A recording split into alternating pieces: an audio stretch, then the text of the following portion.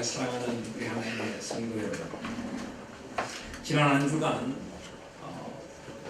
제18호 태풍 차바의 영향으로 우리나라에 많은 안타까운 피해가 있었습니다. 제주와 남부지방에 강풍이 불고 폭우가 내려서 집이 부서지기도 하고 또 건물이 부서지면서 인명피해가 나기도 하고 1년 동안 애써 지은 농작물들이 물에 잠기고 도로가 유실되는 그런 안타까운 일들이 있었습니다. 많은 인명피해도 있었는데요. 어느 젊은 소방관은 인명구조를 위해 나갔다가 결국 급류에 휩쓸려서 실종되었는데 싸늘한 죽음으로 돌아오기도 했습니다. 태풍으로 말미암아 삶의 힘겨운 시간들을 보내는 이들에게 모든 위로의 아버지가 되시는 성삼위 우리 주님의 위로와 은총과 소망의 빛이 임하고 하나님께서 그 눈물과 한숨을 닦아주시고 걷어주시기만을 간절히 기도드리고 소원드립니다. 아프리카 오지의 어느 마을 주민들은 그 마을 한가운데를 가로지르는 강을 건널 때면 무거운 돌덩이를 들고 그 강을 건넌다고 합니다. 특별히 비가 많이 와서 강물이 불어서 급류가 넘쳐날 때는 크고 무거운 돌을 들고 그 강을 건넌다고 합니다. 강을 건널 수 있는 마땅한 다리가 없다 보니 그들을 몸을 지키는 방법이 바로 무거운 돌을 들고 강을 건너는 것입니다. 이 돌의 무게 때문에 급류에 휩쓸려서 떠내려 가지 않고 강을 무사히 건널 수 있게 해준다는 것입니다. 그러므로 이 돌이 아무리 무겁고 힘들어도 절대 그 돌을 놓으면 안 됩니다. 급류가 강할수록 무거운 돌을 들어야 하고 급류가 강할수록 이 돌을 부여잡고 그 강을 건너야만 합니다. 그 돌이 그들을 지켜주기 때문입니다. 그래서 이 아프리카 부족민들은 강을 무사히 건너고 나면은 자기를 지켜준 이 돌에 대한 고마움을 표현한다고 합니다. 이 돌이 생명의 돌이 되는 것입니다. 사랑하신 여러분, 우리도 인생길을 걷다 보면 이런 무거운 돌을 지고 안고 인생길을 걸어가야 할 순간들이 있습니다. 이 세상의 풍파에 휩쓸리지 않고 급류에 휩쓸리지 않으려면 우리를 지켜주는 돌, 그것이 비록 힘들고 무겁고 우리의 모든 힘들을 쏟아야 할지 모르지만은 그러나 그 돌을 안고 가는 그 순간이 축복의 순간이 될 수 있고 우리가 안전하게 이 세상을 걸어가는 길이 될 수 있기 때문입니다.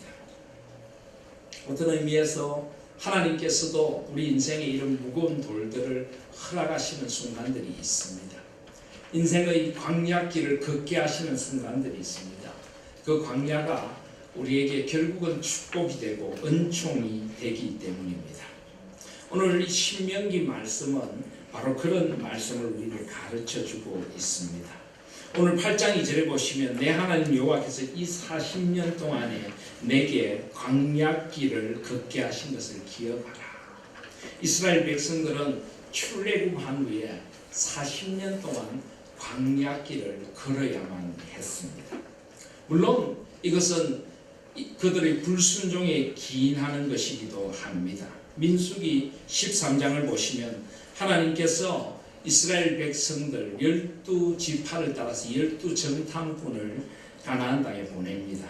그런데 그들이 그 땅을 보고 와서 여호수아와 갈렙만 빼고 나머지 10지파의 정탐꾼들 10명은 그 땅을 그들이 차지하지 못할 것이라 라고 말합니다. 민수기 13장 31절에 보시면 우리는 능히 올라가서 그 백성을 치지 못하리라. 그들은 우리보다 강하니라.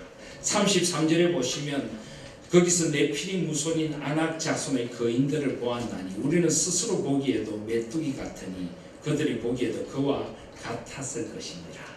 이런 것을 메뚜기 컴플렉스라고 부릅니다. 세상이 너무 커 보이고 나의 하나님은 너무 작게 느껴지는 것입니다.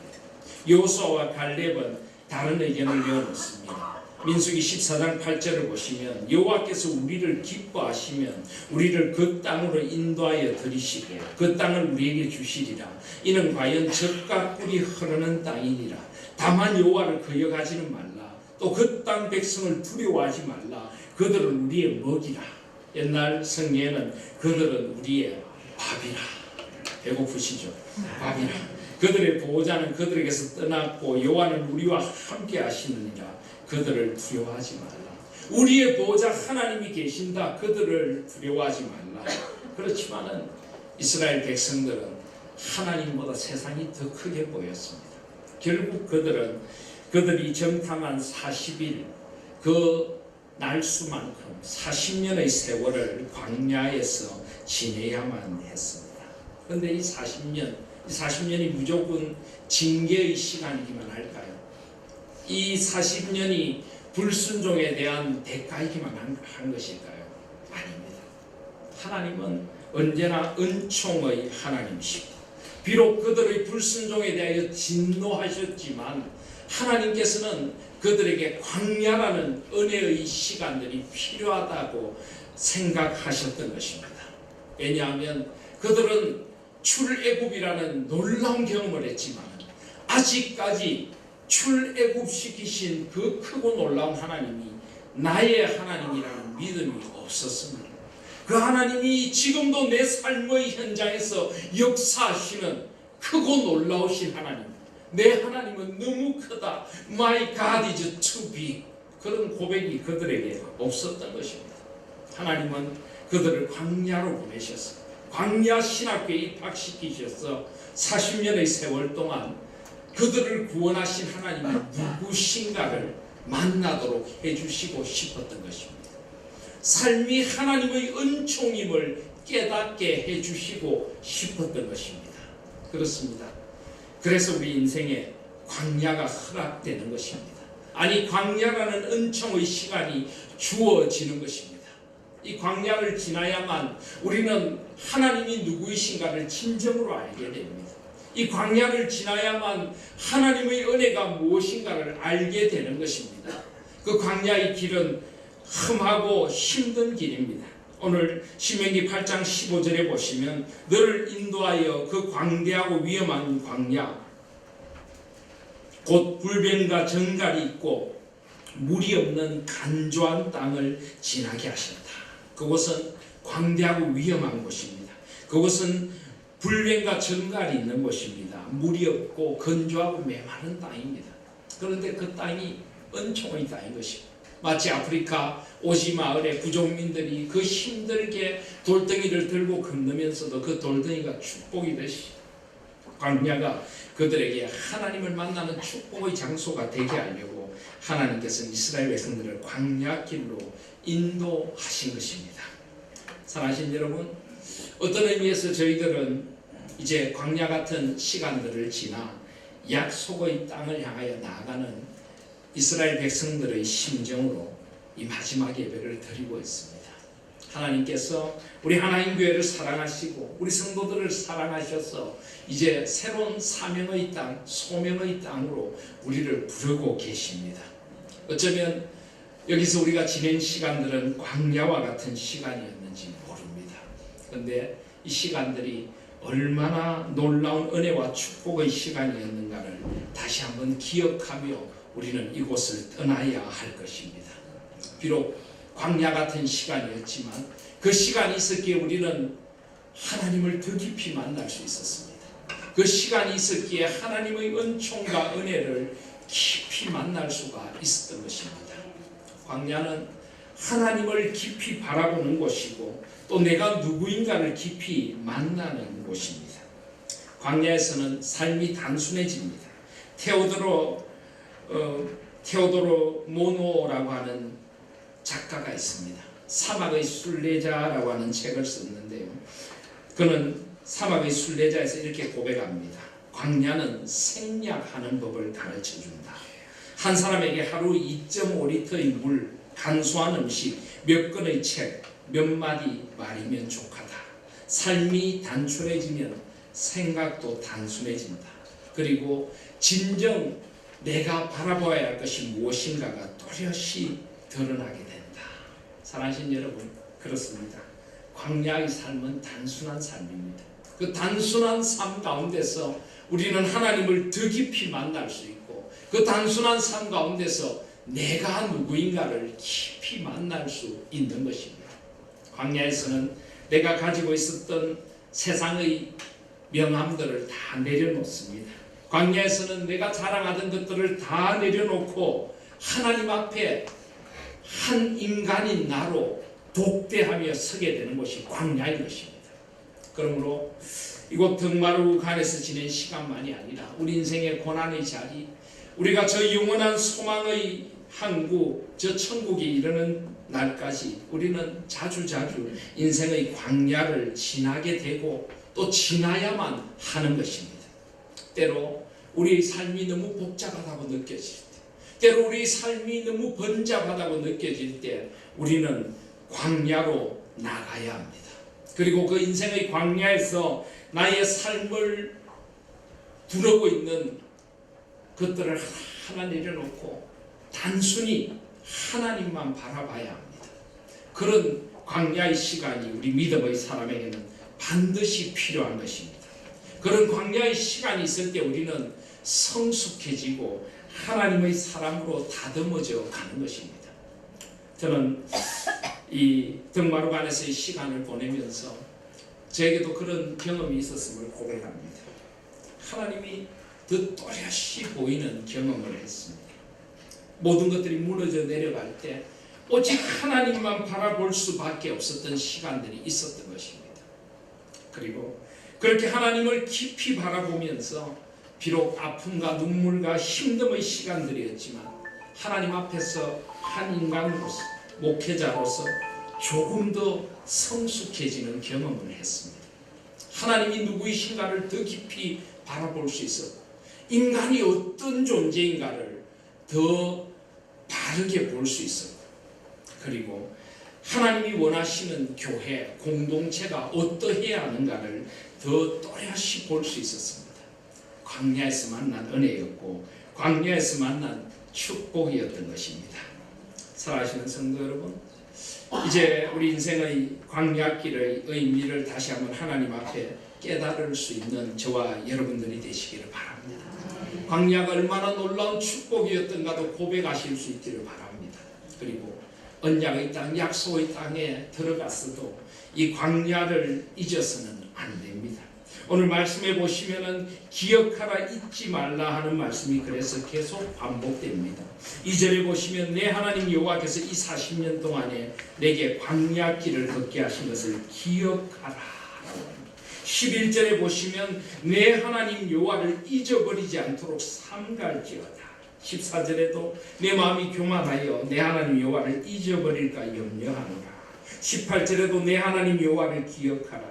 19절에도 내가 만일 내 하나님 여호와를 잊어버리고. 그렇습니다.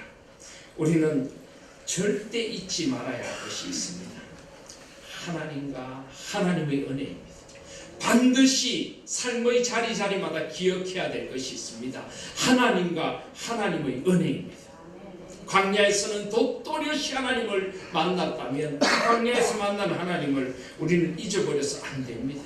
이 광야에서 만났던 하나님의 은혜의 기억들을 우리는 더 깊이 마음에 새기고 이제 약속의 땅을 향해 나아가야 하고 사명과 소명의 길을 걸어가야만 하는 것입니다. 사랑하신 여러분, 이제 하나님께서 약속하신 저 산지를 향하여 나아가는 우리가 이 광야의 은혜를 안고 광야 같은 세상 길을 하나님만 바라보며 하나님 안에서 더욱 깊어져 갈 수 있는 저와 여러분들이 되시기를 주님의 이름으로 축복드립니다. 자, 그렇다면 하나님을 잊어버리면, 우리가 광야의 경험을 잊어버리면 어떻게 될까요? 오늘 말씀은 사실 그런 경고의 말씀입니다. 우리가 하나님을 잊어버린다면, 하나님을 만나는 인생의 광야를 잊어버린다면 우리는 무엇보다 교만해집니다. 교만해집니다. 하나님께서 광야를 걷게 하신 이유가 무엇인가? 2절은 이렇게 말씀합니다. 내 하나님 여호와께서 이 40년 동안에 내게 광야길을 걷게 하신 것을 기억하라. 이는 너를 낮추시며 너를 시험하사 내 마음이 어떠한지 그 명령을 지키는지 지키지 않는지 알려 하십니다. 3절에 보시면 너를 낮추시며 너를 줄이게 하시며 또 너도 알지 못하며 내 조상들도 알지 못하던 만나를 내게 먹이신 것은 사람이 떡으로만 사는 것이 아니요 여호와의 입에서 나오는 모든 말씀으로 사는 줄을 내가 알게 하려 하십니다. 이스라엘 백성들이 광야를 걸어야만 했던 이유 가운데 하나가 바로 그들을 낮추시고자 하는 주님의 은총의 손길이었습니다. 왜냐하면 교만이 가장 무섭게 자기를 파멸시키는 죄이기 때문입니다. 여러분, 인간이 왜 타락하게 되었습니까? 인간의 타락의 뿌리가 무엇입니까? 교만입니다. 하나님과 같이 되려는 교만. 하나님 앞에서 한 피조물로 하나님과의 아름다운 관계 속에 서 있어야 될 인간이 하나님과 같이 되려고 할 때 그것은 하나님이 되는 길이 아니라 사실은 하나님을 떠나는 멸망의 길이 되었던 것입니다. 이스라엘 백성들은 얼마든지 교만해질 수 있는 조건을 가지고 있습니다. 지금 이스라엘 백성들을 인도하는 인도자 모세도 그렇습니다. 그는 미디안 광야에서 40년을 목자로 지냈습니다. 그는 한없이 낮아졌습니다. 그런데 그런 그를 하나님이 부르셨어요. 처음에는 자신 없어 하던 그를 크고 놀라운 하나님의 능하신 능력으로 써주셨습니다. 그 당시 가장 강대국이라고 할 수 있는 애국의 바로를 능가하는 그런 인물이 되었던 것입니다. 모세는 얼마나 교만해질 수 있을까요? 모세는 얼마나 자신을 드러낼 수 있는 존재가 될 수 있었을까요? 그런데 그에게 광야의 40년이 있었던 것입니다. 이스라엘 백성들을 데리고 그를 돌로 들어 치려는 그 백성들을 보면서 하나님 앞에 무릎 꿇고 엎드릴 수밖에 없는 삶의 광야 가운데서 그는 더 낮아지고 더 엎드리고 하나님 앞에 그가 어떤 존재인가를 더 깨달아가면서 하나님 앞에서 겸손할 수 있었던 것입니다. 그렇습니다. 우리 인생에 진정한 광야가 없다면, 진정으로 하나님을 만나지 못한다면 우리는 교만해집니다. 왜 교만합니까? 하나님을 제대로 만나지 못해서 그렇습니다. 하나님이 어떤 분인가를 제대로 모르기 때문에 내가 내 힘으로 사는 줄 알고 나의 가진 것이 다인 줄 알기에 교만해지는 것입니다. 하나님께서는 그 교만을 꺾으시고 겸손히 하나님의 은혜를 바라보게 하려고 이스라엘 백성들을 그 힘든 광야로 인도해 주셨던 것입니다. 사랑하신 여러분, 이제 이 광야길에서 우리가 배운 겸손을 삶의 자리 속에서 저 약속의 땅에서 더욱 아름답게 갖고 갈 수 있는 저와 여러분들이 되시기를 바랍니다. 저는 우리 하나님교회가 겸손한 공동체가 되기를 소원합니다. 우리 가운데 어떤 교만도 없기를 소원합니다. 여러분, 교만하다는 것은 하나님을 대적할 뿐만 아니라 교만하면 반드시 공동체를 깨트리게 됩니다. 교만한 사람은 다른 사람의 의견에 귀 기울이기보다는 자기의 목소리를 높이기를 좋아합니다. 내가 가진 지위나 내가 가진 경험이나 내가 가진 무엇이 절대적이라고 생각을 합니다. 하나님의 뜻보다 자기의 뜻을 앞세우게 됩니다. 그렇게 되면 반드시 공동체는 깨어질 수밖에 없는 것입니다. 교만한 사람은 자기 자랑하기를 좋아합니다. 특별히 이 믿음의 사람들은 자기 자랑을 하면서 반드시 한마디를 또 늦춰오죠. 실컷 자기 자랑해놓고 끝에 다 하나님의 은혜지요. 근데 듣는 사람은 다 압니다.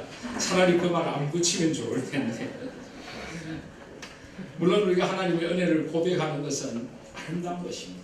그러나 정말 우리 삶에 진정으로 내가 광야 같은 인생길을 걸어왔는데, 내가 광야에서 아무것도 아닌 존재인데 하나님의 은혜로 여기까지 왔다는 고백이 있다면 우리는 자랑할 수가 없습니다.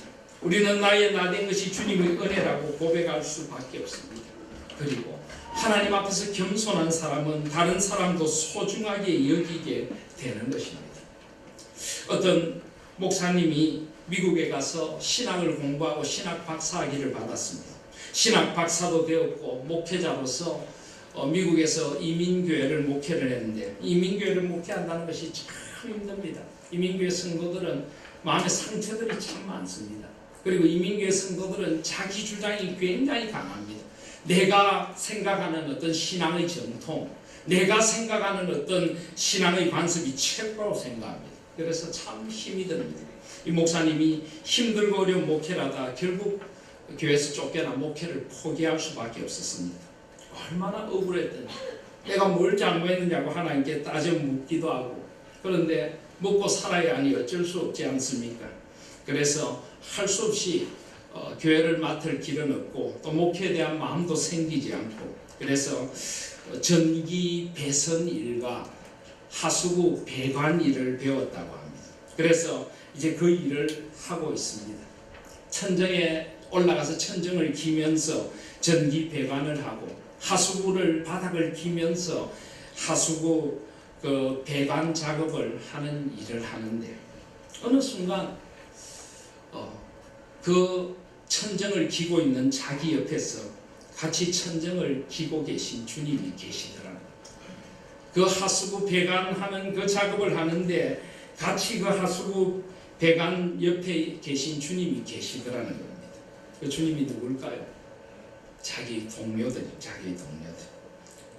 목회자로서, 신학 박사로서 한때는 교만하여 사람들이 눈에 들어오지 않았는데 삶의 밑바닥 광야에 내려가니까 사람들이 눈에 들어오기 시작했습니다.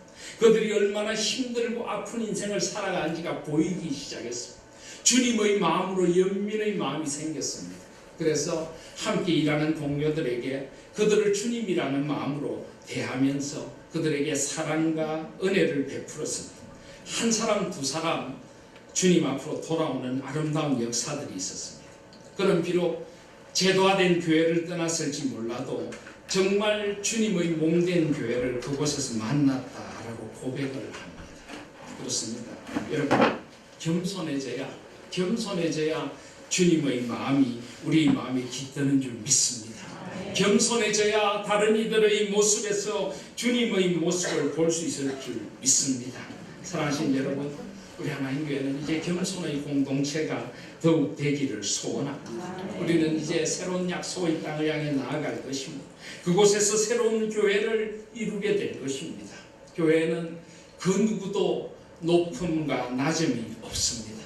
오직 그리스도 한 분만이 높임을 받으시고, 우리는 몸된 지체로서 온전히 하나가 되어서 서로를 도와주고 서로를 섬기며 함께 손을 잡고 함께 그리스도의 몸된 교회를 이루어 가야 하는 것입니다. 직분이든 사역이든 무엇이든지 섬김의 자리이고 낮아짐의 자리임을 명심하실 수 있기를 바랍니다.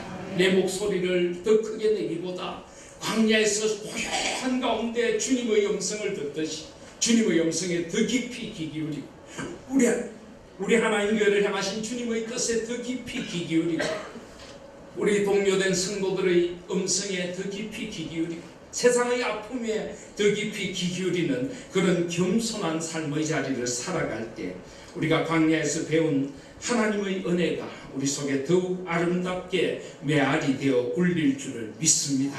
그런 우리 하나님 교회, 교만이 아니라 겸손한 공동체로 가득 성도들로 가득한 그런 우리 하나님 교회가 될 수 있기를 이 광야의 체험을 통하여 우리가 더욱 성숙해지는 공동체가 될 수 있기를 간절히 소원합니다. 두 번째로, 광야는 탐욕을 내려놓는 곳입니다. 오늘 말씀해 보시면은 3절에 보시면 너를 낮추시며 너를 줄이게 하시며 또 너도 알지 못하며 내 조상들도 알지 못하던 만나를 내게 먹이신 것은 사람이 떡으로만 사는 것이 아니요 여호와의 입에서 나오는 모든 말씀으로 사는 줄을 내가 알게 하려 하십니다. 이 세상에 많은 사람들은 떡을 위하여 살아갑니다. 떡을 하나라도 더 가지기 위하여 살아갑니다. 물론 떡의 문제가 중요하지 않은 것 아닙니다. 그러나 사람은 떡으로만 사는 것은 아닙니다. 하나님의 말씀, 하나님의 뜻으로 사는 것입니다. 떡의 문제도 하나님의 뜻 안에서 해결되어져야 할 줄 믿습니다. 이 하나님의 뜻을 잊어버리고 떡만을 위하여 산다고 생각하면 우리 마음이 점점 교만해지고 우리 마음이 탐욕에 물들게 됩니다. 약속의 땅에서 이스라엘 백성들은 여러 가지 은총을 누릴 것입니다. 오늘 8장 12절에 보시면 내가 먹어서 배부르고 아름다운 집을 짓고 거주하게 되며 또 내 소와 양이 번성하며 내 은금이 정식되며 내 소유가 다 풍부하게 될 때 내 마음이 교만하여 내 하나님 여호와를 잊어버릴까 염려하노라. 여호와는 너를 애굽 땅 종되었던 집에서 이끌어내신 분이시라. 그렇습니다. 우리가 어떤 존재였는가를 잊으면 안 됩니다. 우리는 애굽 땅 종되었던 곳에 있었던 존재였습니다. 우리는 죄의 종이었고 우리는 죄로 가득한 그런 존재였습니다. 그런 우리를 하나님께서 인도하셔서 하나님의 자녀 삼아주셨습니다.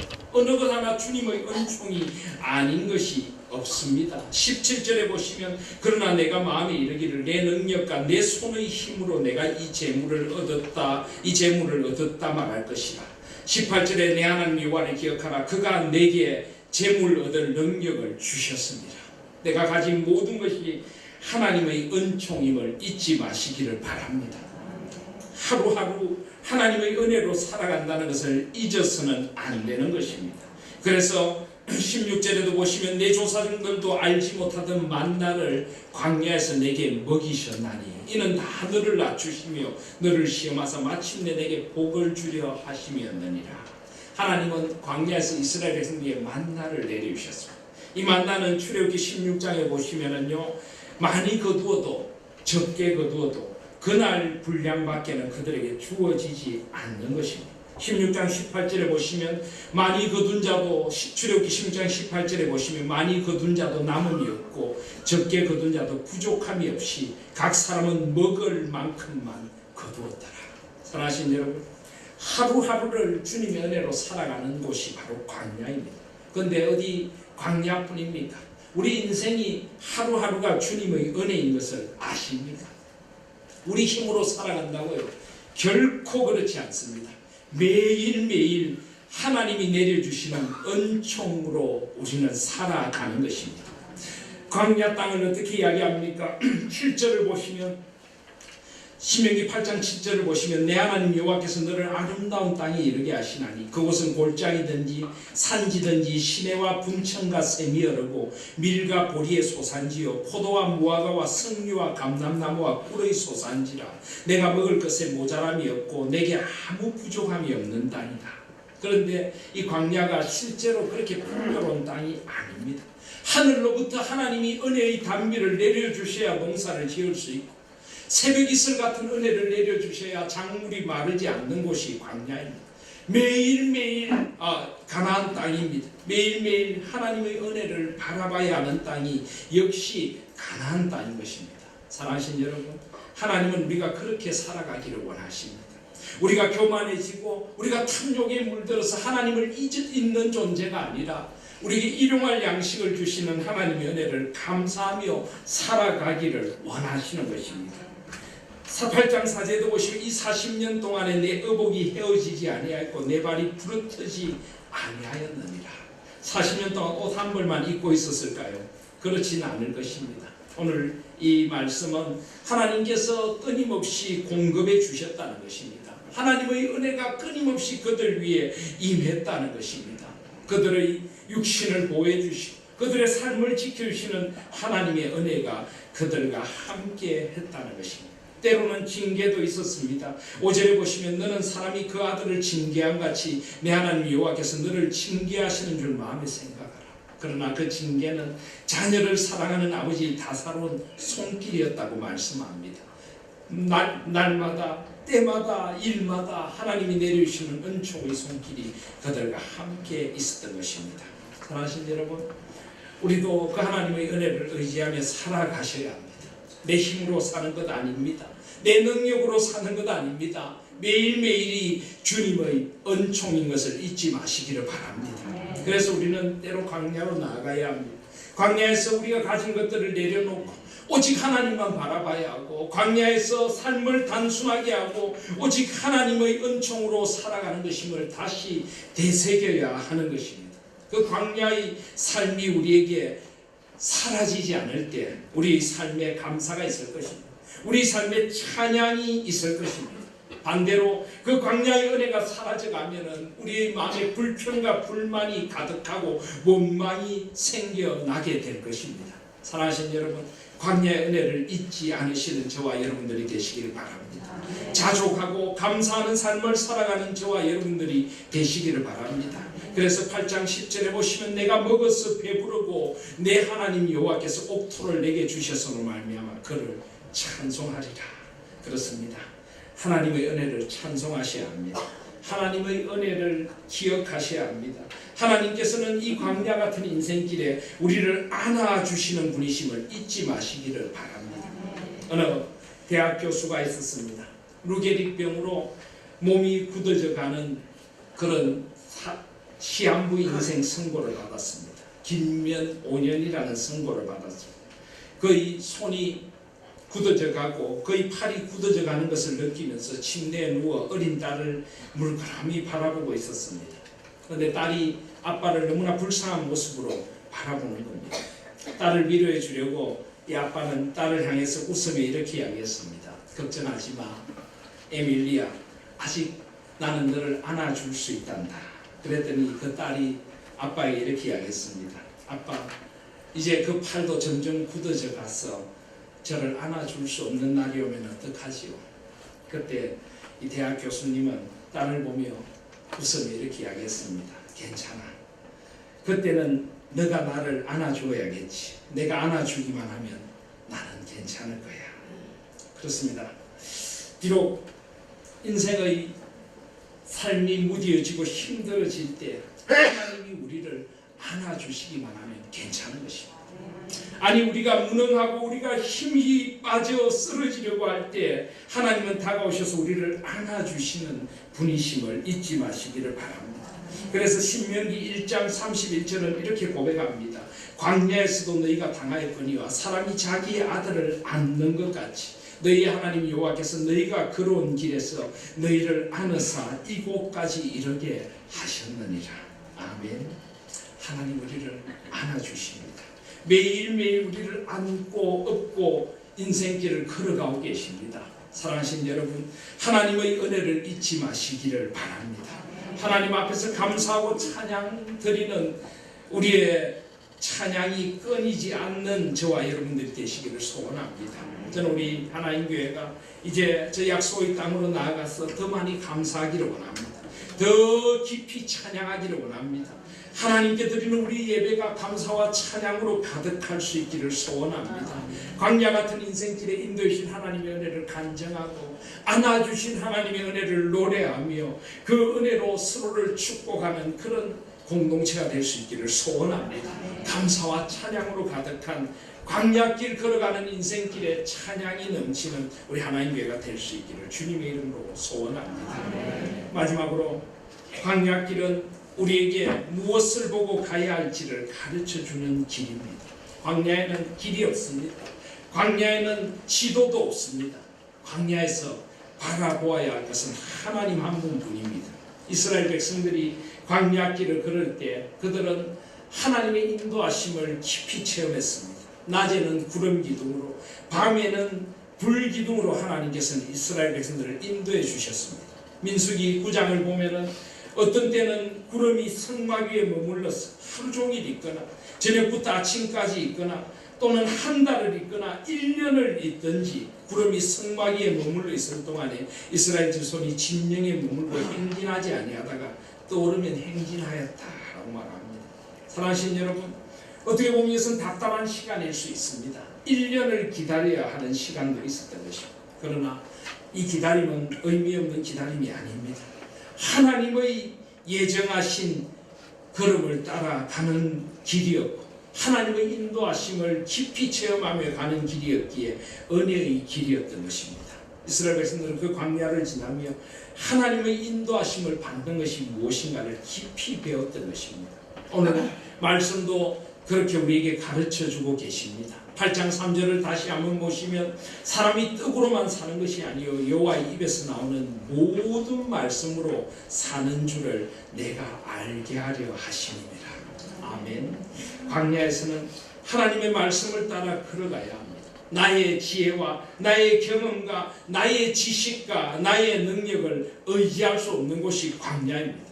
오직 하나님만 바라봐야 합니다. 하나님의 인도하심만 바라봐야 하는 것이 광야였던 것입니다.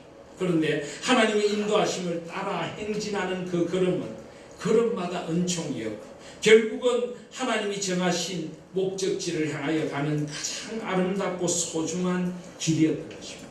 사랑하신 여러분, 하나님의 손길을 따라 인생의 광야길을 걸으실 수 있는 저와 여러분들이 되시기를 바랍니다. 말씀의 원리를 따라 걸어가십시다. 광야에서는 우선순위와 가치관이 새롭게 됩니다. 우리가 세상에서 그렇게 중요하다고 생각하는 일들이 광야에서는 별것 아닌 일이 되기도 합니다. 정말 중요한 것이 무엇인지, 정말 내가 무엇을 위하여 살아야 되는지를 새롭게 깨닫는 곳이 광야입니다. 하나님의 말씀은 우리가 무엇을 소중하게 여겨야 되는지, 하나님의 말씀은 우리에게 어떤 가치관이 있어야 되는지를 가르쳐주는 광야길의 등불과 같은 말씀인 줄 믿습니다. 우리 하나님교회가 이제 이 광야의 길을 지나 저 약속의 땅에 이르면서 더욱 말씀을 따라서 말씀의 인도하심을 따라 말씀의 가치관과 말씀의 우선순위를 따라 걸어갈 수 있는 성도들과 교회가 될 수 있기를 간절히 소원합니다. 이제 말씀이 원하시는 그 교회로 새 포도주를 새 부대에 붓듯이 우리 관습이나 우리 구습이나 우리 전통이나 우리 생각들을 내려놓고 성경이 말씀하시는 대로 말씀이 가르치시는 그 그리스도인들로 새롭게 되고 말씀이 가르치시는 그 교회로 새롭게 될 수 있기를 소원합니다. 말씀이 가르치시는 그 사명과 소명을 따라서 하나님이 원하시는 교회를 세워갈 수 있기를 소원합니다. 말씀이 우리를 인도해 주실 줄 믿습니다. 이 광야를 지나 이 말씀의 길을 걸어갈 때 우리는 광야를 지나온 경험들을 통하여 더욱 하나님의 말씀을 소중히 여기는 교회를 이루어가게 될 줄 믿습니다. 이제 말씀을 맺습니다. 오늘 이제 이 등마루간에서의 마지막 주일 예배를 드리며 저희들은 다시 한번 이 광야에서 하나님을 깊이 바라봅니다. 이 광야의 은혜를 다시 한번 깊이 생각하게 됩니다. 광야 같은 인생길을 지나 약속의 땅을 향해 가는 이스라엘 백성들의 마음으로 이제 이 광야에서 하나님이 누구신지 하나님의 은혜가 무엇인지 더욱 또렷이 만날 수 있습니다. 나의 교만을 내려놓고 하나님 앞에 더 겸손해질 수 있어요. 나의 탐욕을 내려놓고 더욱 하나님의 은혜를 의지하며 내가 어떤 존재인지가를 깨닫고 오직 하나님만 바라보게 되었습니다. 우리는 이 광야길에 하나님의 말씀만이 우리를 바르게 세워주고 우리의 인생을 바른 가치관 우선순위로 나아가게 한다는 것을 배웠습니다. 이제 제 약속의 땅 하나님이 주신 그 소망의 언덕에서 이제는 더욱 하나님의 말씀을 따라 더욱 겸손하게 더욱 하나님을 찬양하며 하나님의 은혜에 만족하며 우리는 새로운 교회를 이루어가게 될 것입니다. 하나님의 꿈이 우리와 함께 있을 것입니다. 오늘 말씀처럼 하나님께서 그 광야 땅에 아름다운 집을 세워주고 아름다운 공동체를 이루어 주셨던 것처럼 하나님께서 우리를 아름다운 땅에 이르게 하실 것입니다.